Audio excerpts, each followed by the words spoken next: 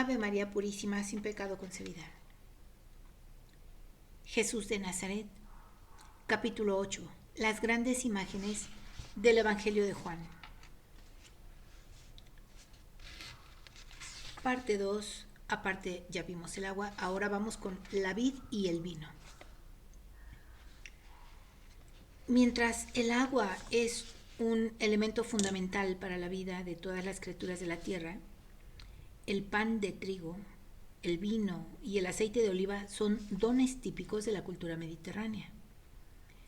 El canto solemne de la creación, el Salmo 104, habla en primer lugar de la hierba que Dios ha pensado para el ganado y después menciona lo que Dios regala al hombre a través de la tierra, el pan que se obtiene de la tierra, el vino que le alegra el corazón y finalmente el aceite que da brillo a su rostro. Luego habla otra vez del pan que lo fortalece. Los tres grandes dones de la tierra se han convertido junto con el agua en los elementos sacramentales fundamentales de la Iglesia, en los cuales los frutos de la creación se convierten en vehículos de la acción de Dios en la historia, en signos mediante los cuales Él nos muestra su especial cercanía. Los tres dones presentan características distintas entre sí y por ello cada uno tiene una función diferente de signo. El pan, preparado en su forma más sencilla con agua y harina de trigo molida, a lo que se añade naturalmente el fuego y el trabajo del hombre, es el alimento básico. El propio tanto de los pobres como de los ricos, pero sobre todo de los pobres. Y representa la bondad de la creación y del Creador, pero al mismo tiempo la humildad de la sencillez de la vida cotidiana. En cambio, el vino representa la fiesta, permite al hombre sentir la magnificencia de la creación. Así es propio de los ritos del sábado, de la Pascua, de las bodas, y nos deja vislumbrar algo de la fiesta definitiva de Dios con la humanidad, a la que tienden todas las esperanzas de Israel. El Señor Todopoderoso preparará en este monte, Sión, para todos los pueblos un festín de vinos de solera, de vinos refinados. Isaías 25:6. Finalmente, el aceite proporciona al hombre fuerza y belleza. Posee una fuerza curativa y nutritiva. En la unción de profetas, reyes y sacerdotes es signo de una exigencia más elevada. El aceite de oliva, por lo que he podido apreciar, no aparece en el Evangelio de Juan. El costoso aceite de nardo con el que el Señor fue ungido por María en Betania antes de su pasión en Juan 12:3 era considerado de origen oriental. En esta escena aparece, por una parte, como signo de la santa prodigalidad del amor y, por otra, como referencia de la muerte y de la resurrección. El pan lo encontramos en la escena de la multiplicación de los panes, ampliamente documentada también por los sinópticos. E inmediatamente después en el gran sermón eucarístico del Evangelio de Juan.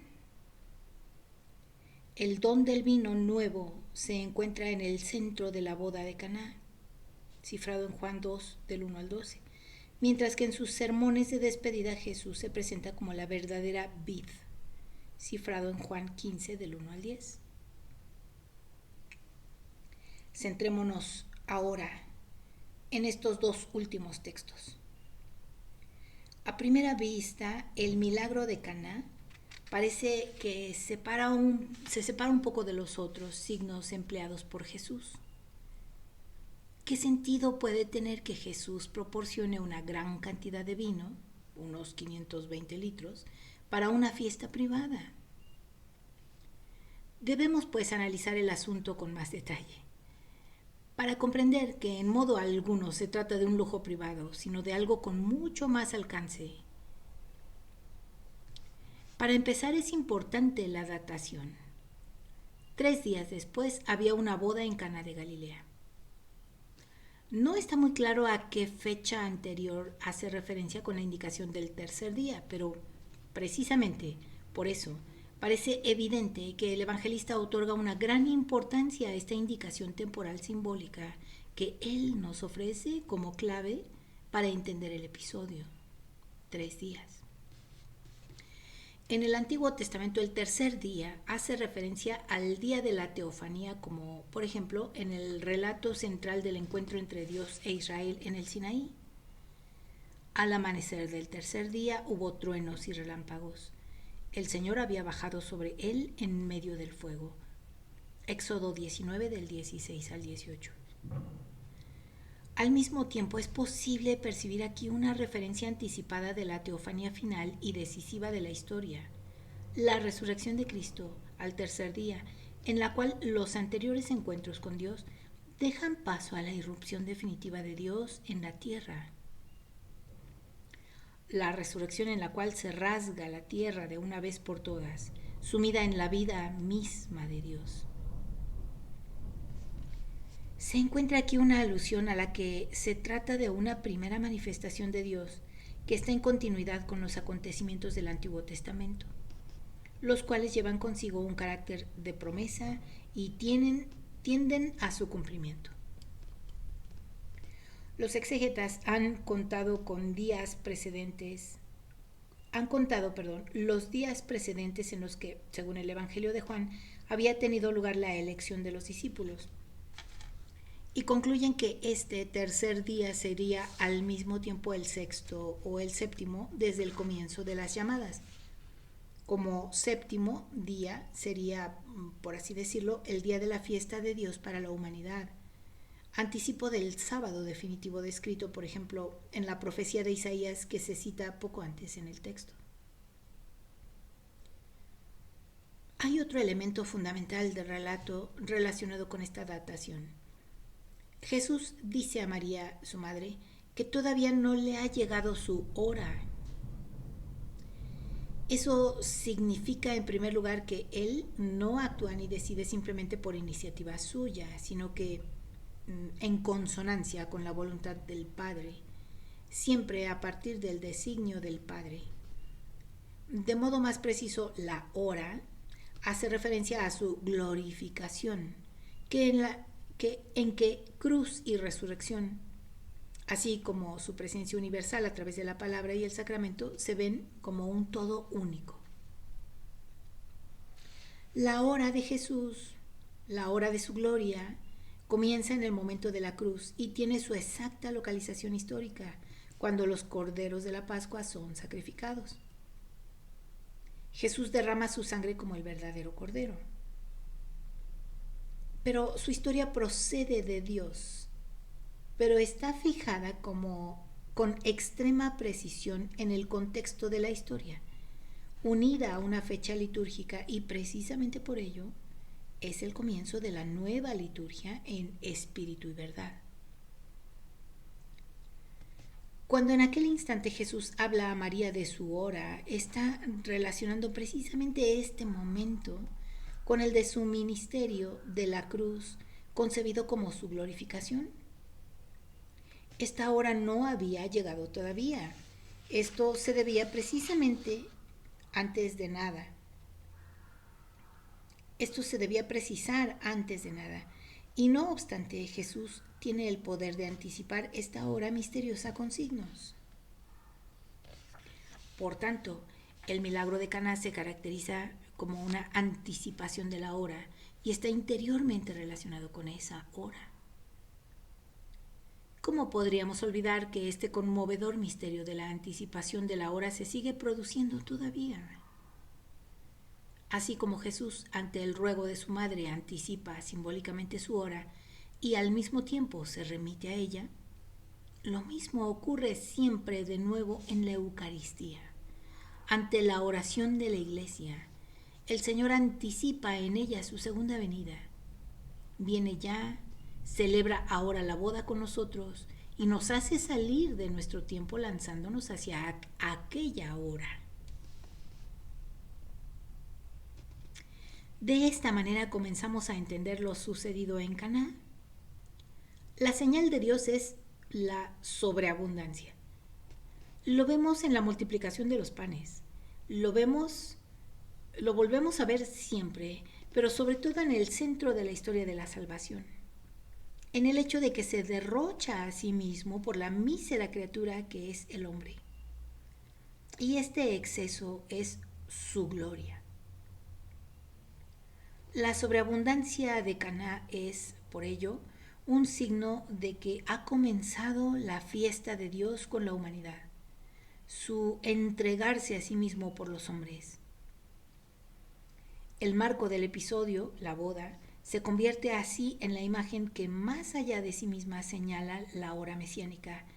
La hora de las nupcias de Dios con su pueblo ha comenzado con la venida de Jesús. La promesa escatológica irrumpe en el presente. En esto, la historia de Caná tiene un punto en común con el relato de San Marcos sobre la pregunta de los discípulos de Juan y los fariseos que ellos hacen a Jesús. ¿Por qué tus discípulos no guardan el ayuno? La respuesta de Jesús dice así: ¿es que pueden ayunar los amigos del novio mientras el novio está con ellos? Marcos 2:18. Jesús se presenta aquí como el novio de las nupcias prometidas de Dios con su pueblo, introduciendo así misteriosamente su existencia. Él mismo en el misterio de Dios. En Jesús, de manera insospechada, Dios y el hombre se hacen uno. Se celebran las bodas, las cuales, sin embargo, y esto es lo que Jesús subraya en su persona, pasan por la cruz, por el momento en el que el novio será arrebatado. Hay que considerar todavía otros aspectos del relato de Caná para sondear en cierta medida su profundidad cristológica. La autorrevelación de Jesús y su gloria que se nos ofrece. El agua que sirve para la purificación ritual se convierte en vino, en signo y don de la alegría nupcial. Aquí aparece algo del cumplimiento de la ley que llega a su culminación en el ser y en el actuar de Jesús. No se niega la ley, no se deja a un lado, sino que se lleva a cumplimiento su intrínseca expectativa. La purificación ritual queda al fin y al cabo como un rito, como un gesto de esperanza. Sigue siendo agua, al igual que lo sigue siendo ante todo Dios. Ante Dios todo lo que el hombre hace solo con sus fuerzas humanas.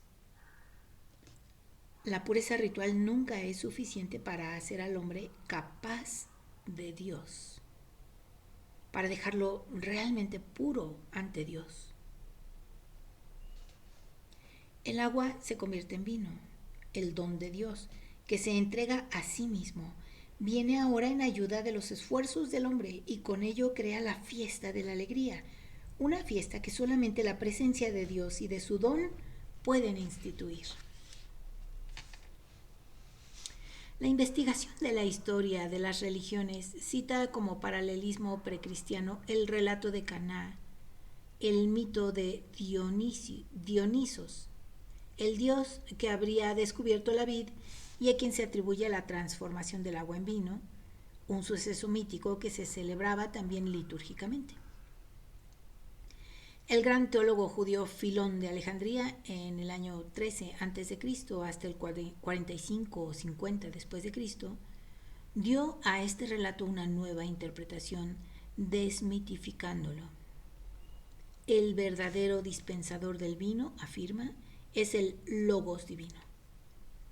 Él es quien nos proporciona la alegría, la dulzura, el regocijo del vino verdadero.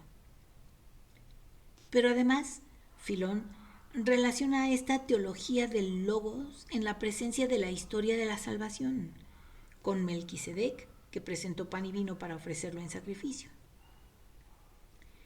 En Melquisedec, el Logos es quien actúa y nos ofrece los dones esenciales para el ser humano. Así aparece al mismo tiempo como el sacerdote de una liturgia cósmica. Es más que dudoso que Juan pensara en antecedentes de este tipo. Pero dado que Jesús mismo, al explicar su misión, hace referencia al Salmo 110, en el que aparece su sacerdocio de Melquisedec, según Marcos 12, 35 al 37, y dado que la carta a los hebreos, relacionada teológicamente con el Evangelio de Juan, revela de forma precisa la teología de Melquisedec, dado que Juan presenta a Jesús como el Logos de Dios y Dios mismo, dado, en fin, que el Señor nos ha dado el pan y el vino como vehículos de la nueva alianza, seguramente también es lícito razonar basándose en tales relaciones y ver reflejado así en el relato de Caná el misterio del Logos y su liturgia cósmica, en la cual el mito de Dionisos es radicalmente transformado, pero también es llevado a la verdad que encierra. Mientras que la historia de Caná trata del fruto de la vid con su rico simbolismo, en Juan 15, en el contexto de los sermones de despedida, Jesús retoma la antiquísima imagen de la vid y lleva a término la visión que hay en ella. Para entender este sermón de Jesús es necesario considerar al menos un texto fundamental del Antiguo Testamento que contiene el tema de la vid y reflexionar brevemente sobre una parábola sinóptica afín que recoge el texto veterotestamentario y lo transforma. En Isaías 5, del 1 al 7, nos encontramos una canción de la viña. Probablemente el profeta la ha cantado con ocasión de la fiesta de las tiendas, en el marco de la alegre atmósfera que caracterizaba su celebración, que duraba 8 días, según el Deuteronomio 16:14. Uno se puede imaginar cómo en las plazas, entre las chozas de ramas y hojas, se ofrecía todo tipo de representaciones y cómo el profeta apareció entre los que celebraban la fiesta anunciándoles un canto de amor, el canto de su amigo y su viña. Todos sabían que la viña era la imagen de la esposa. Así esperaban algo ameno que correspondiera al clima de la fiesta. Y en efecto, el canto empezaba bien. El amigo tenía una viña en su suelo fértil, en el que plantó cepas selectas y hacía todo lo imaginable para su buen desarrollo. Pero después cambió la situación. La viña le decepcionó y en vez de fruto apetitoso no dio, sino pequeños agracejos que no se podían comer. Los oyentes entienden lo que esto significa. La esposa había sido infiel. Había defraudado la confianza y la esperanza, el amor que había esperado el amigo de ella. ¿Cómo continuará la historia? El amigo abandona la viña al pillaje, repudia a la esposa dejándola en la deshonra que ella misma se había ganado. Ahora está claro, la viña, que es la esposa, es Israel. Son los mismos espectadores a los que Dios ha mostrado el camino de la justicia en la Torá. Estos hombres a los que había amado y por los que había hecho de todo y que le habían correspondido quebrantando la ley y con un régimen de injusticias.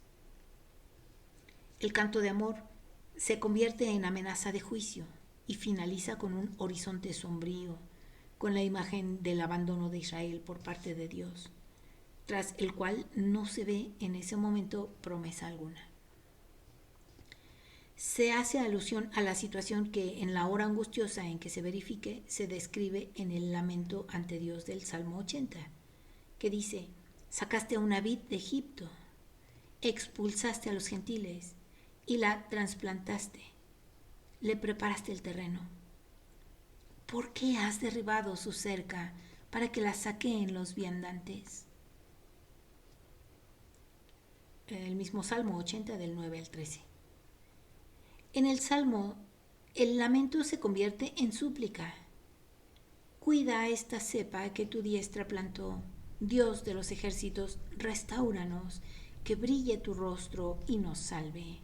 Versículos 16 al 20, del mismo Salmo 80.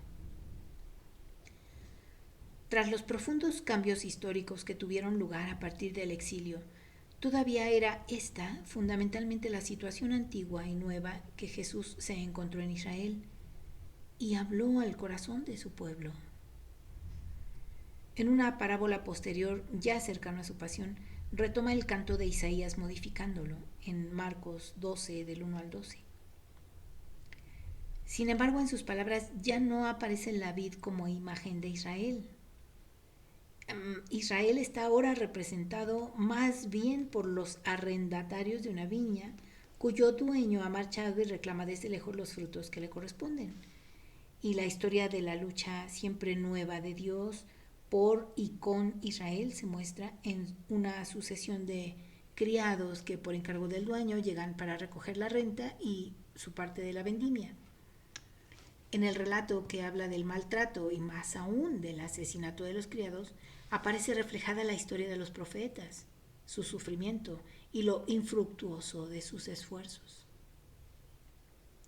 Finalmente, en un último intento, el dueño envía a su hijo querido, el heredero, quien como tal también puede reclamar la renta ante los jueces y por ello cabe esperar que le presenten atención.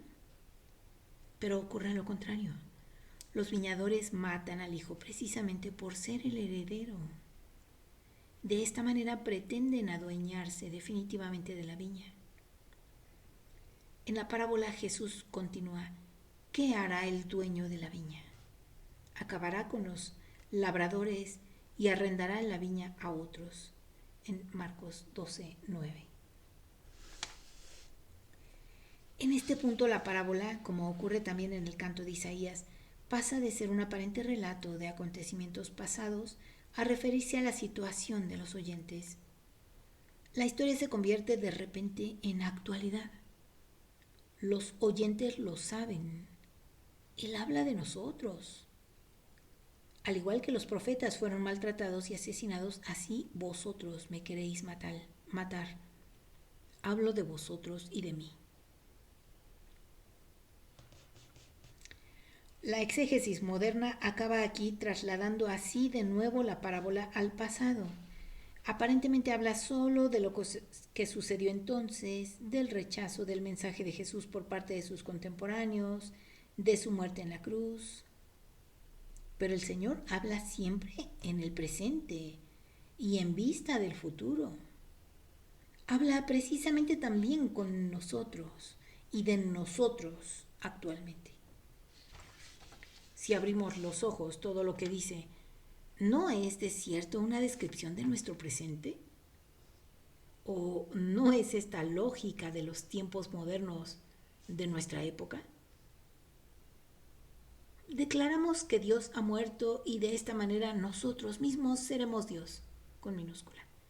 Y por fin dejamos de ser propiedad de otro y nos convertimos en los únicos dueños de nosotros mismos y los propietarios del mundo. Por fin podemos hacer lo que nos apetezca y nos desembarazamos de Dios. Ya no hay normas por encima de nosotros y nosotros mismos somos la norma. La viña es nuestra. Empezamos a descubrir ahora las consecuencias que está teniendo todo esto para el hombre y para el mundo. Regresemos al texto de la parábola. En Isaías no había en este punto promesa alguna en perspectiva. En el Salmo, en el momento en el que se cumple la amenaza, el dolor se convierte en oración.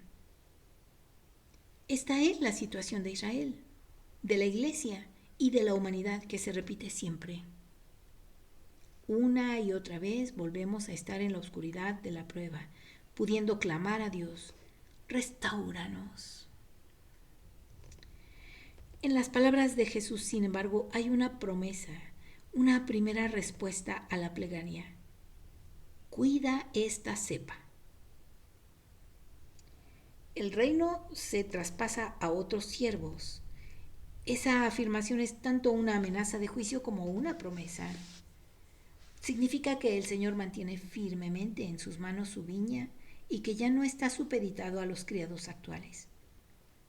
Esta amenaza promesa afecta no solo a los círculos dominantes de los que y con los que habla Jesús. Es válida también en el nuevo pueblo de Dios.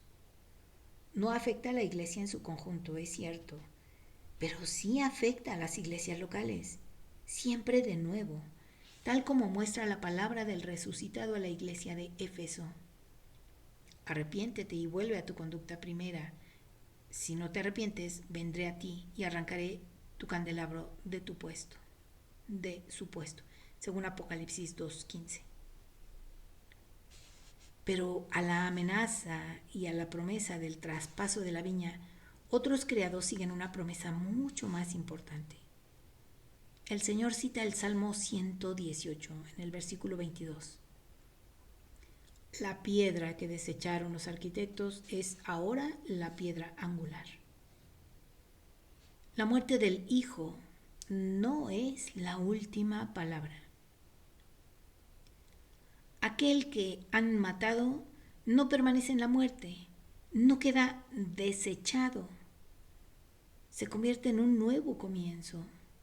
Jesús da a entender que Él mismo será el Hijo ejecutado, predice su crucifixión y su resurrección y anuncia que de Él, muerto y resucitado, Dios levantará una nueva edificación, un nuevo templo en el mundo. Se abandona la imagen de la cepa y se reemplaza por la imagen del edificio vivo de Dios.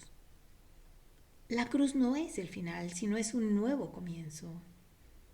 El canto de la viña no termina en el homicidio del Hijo. Abre el horizonte a una nueva acción de Dios. La relación con Juan 2 en las palabras sobre la destrucción del templo y su nueva construcción es innegable. Dios no fracasa. Cuando nosotros somos infieles, Él no fracasa. Él sigue siendo fiel. Segunda de Timoteo 2:13. Él encuentra vías nuevas y más anchas para su amor. La cristología indirecta de las primeras parábolas queda superada aquí gracias a una afirmación cristológica muy clara.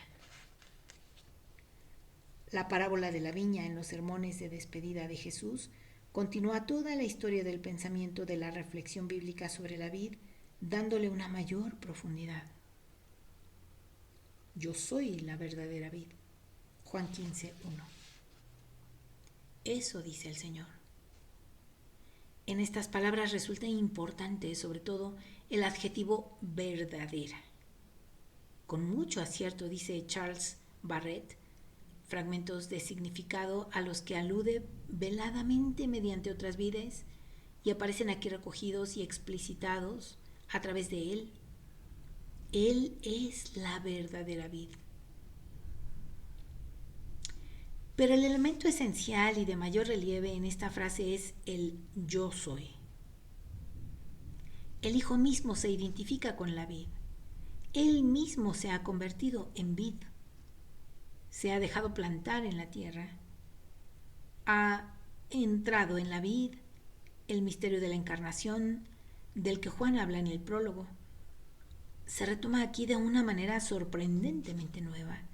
La vid ya no es una criatura a la que Dios mira con amor, pero que no obstante puede también arrancar y rechazar. Él mismo se ha hecho vid en el Hijo, se ha identificado para siempre y ontológicamente con la vid. Esta vid ya nunca podrá ser arrancada, no podrá ser abandonada al pillaje, pertenece definitivamente a Dios. A través del Hijo de Dios mismo vive en ella.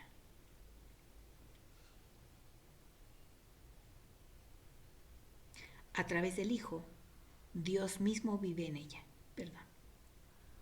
La promesa se ha hecho irrevocable, la unidad indestructible. Este es el nuevo y gran paso histórico de Dios, que constituye el significado más profundo de la parábola. Encarnación, muerte y resurrección se manifiestan en toda su magnitud. Cristo Jesús, el Hijo de Dios. No fue primero sí y luego no. No. En Él todo se ha convertido en un sí. En Él todas las promesas de Dios han recibido un sí. Segunda de Corintios 1:19 y siguientes. Así lo expresa San Pablo. El hecho es que la vid, mediante Cristo, es el Hijo mismo, es una realidad nueva, aunque una vez ya se encontraba preparada en la tradición bíblica. El Salmo 80, 18, había relacionado estrechamente al Hijo del Hombre con la vid, pero puesto que ahora el Hijo se ha convertido en él mismo en la vid, esto comporta que precisamente de este modo sigue siendo una sola cosa con los suyos, con todos los hijos de Dios dispersos que Él ha venido a reunir. Juan 11:52. La vid como atributo cristológico contiene también en sí misma toda una eclesiología. Significa la unión indisoluble de Jesús con los suyos que por medio de Él y con Él se convierten todos en vid y que su vocación es permanecer en la vid. Juan no conoce la imagen de Pablo del cuerpo de Cristo y sin embargo la imagen de la vid expresa objetivamente lo mismo. La imposibilidad de separar a Jesús de los suyos, su ser uno con Él y en Él. Así las palabras sobre la vid muestran el carácter irrevocable del don concedido por Dios que nunca será retirado.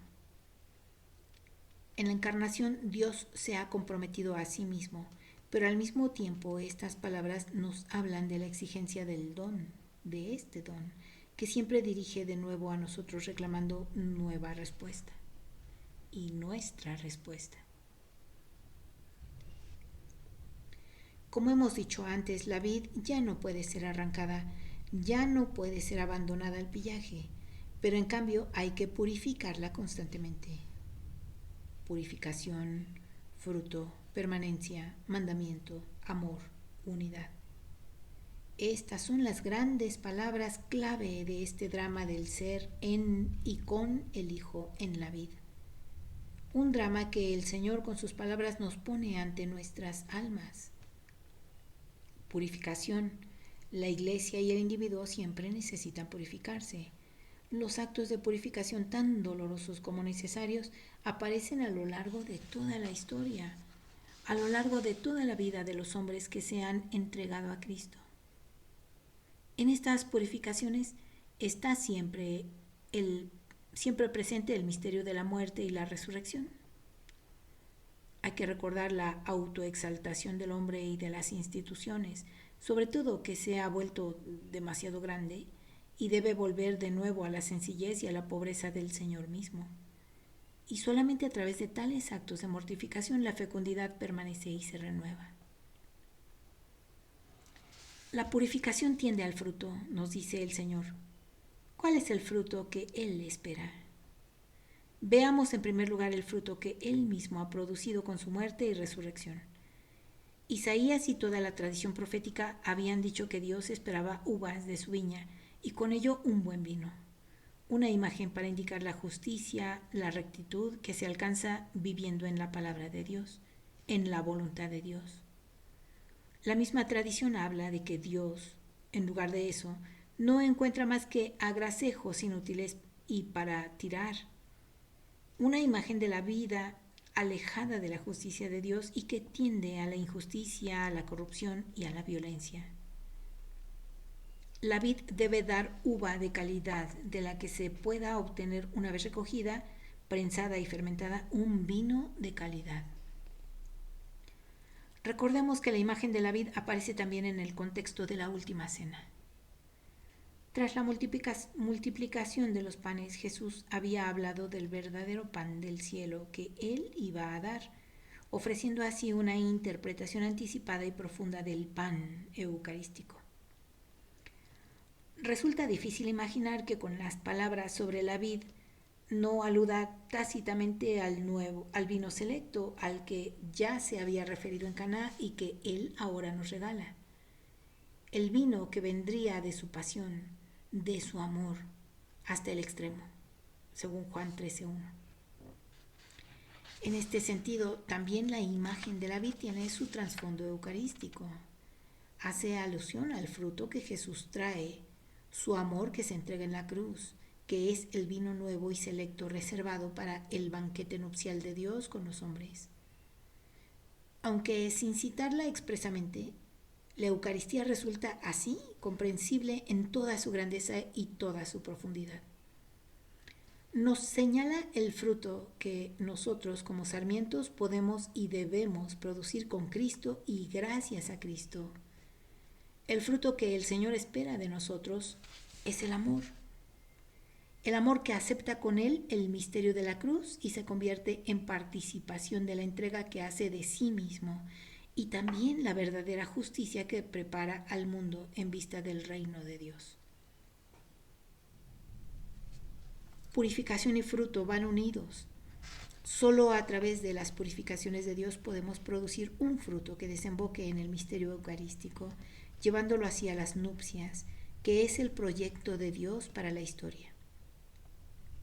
Fruto y amor van unidos.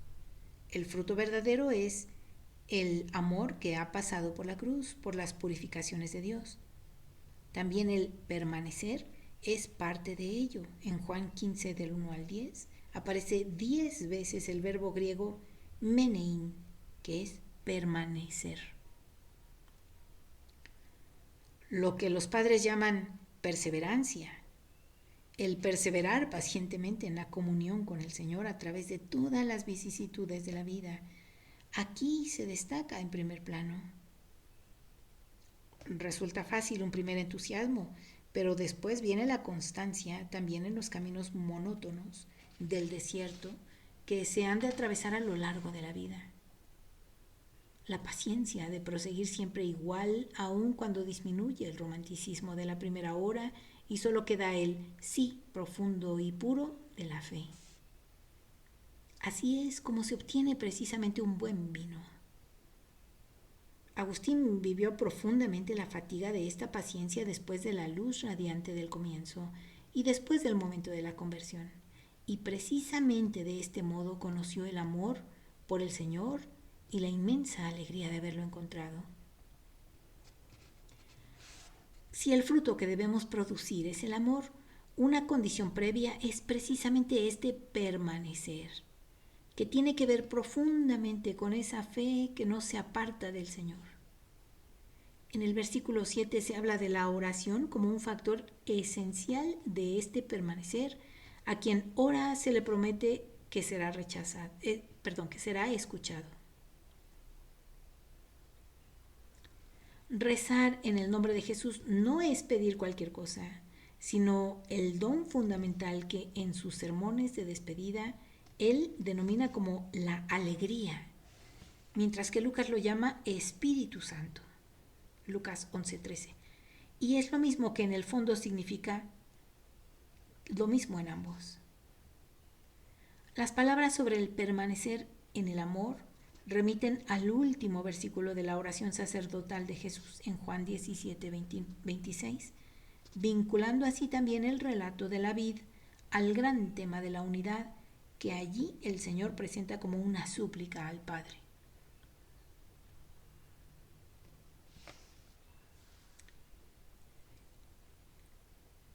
El Señor te bendiga y te guarde, haga brillar su rostro sobre ti y te conceda su gracia.